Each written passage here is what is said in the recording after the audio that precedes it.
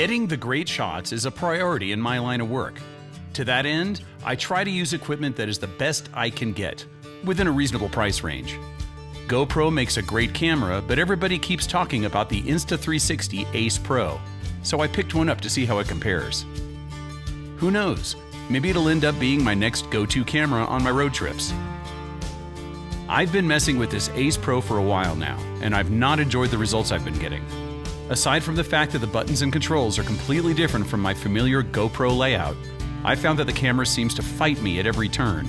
It randomly switches from my default ultra camera angle to a more zoomed-in de-warp shot.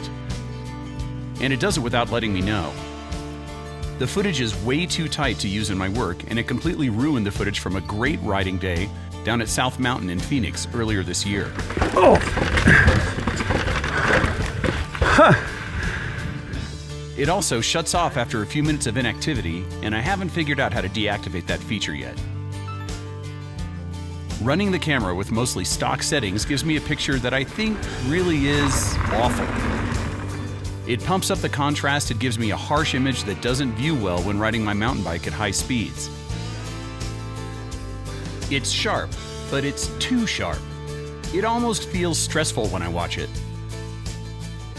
After adjusting the settings in manual mode, I was able to test the camera using settings that more closely match my GoPro Hero 11 Black.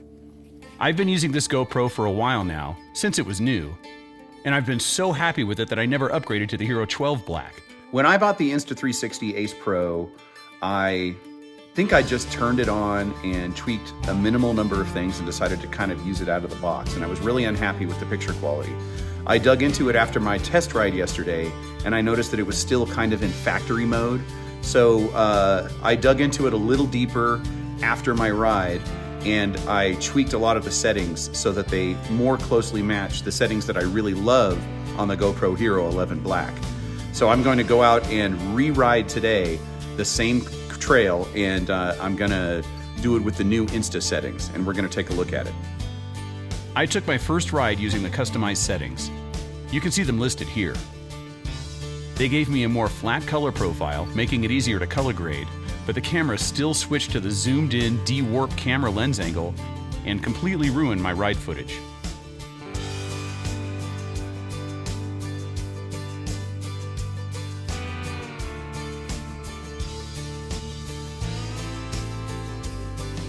It was also never very clear how many times I needed to press the start-stop button to get the camera rolling or to stop recording. See, I'm hitting the button on the Insta360. I hit the button 3 times to start it up there and twice to shut it down. So I don't know if I got a faulty button on my Insta360 Ace Pro or if there's just some weird functionality in the button that I don't understand yet. But either way, it's turning out to be a lot of work just to get this thing started and stopped. Very frustrating. I think I've really had it with this camera. I'm gonna keep it around as an emergency backup, but I don't see myself using it in the field. It's just not reliable enough, and I really hate the footage.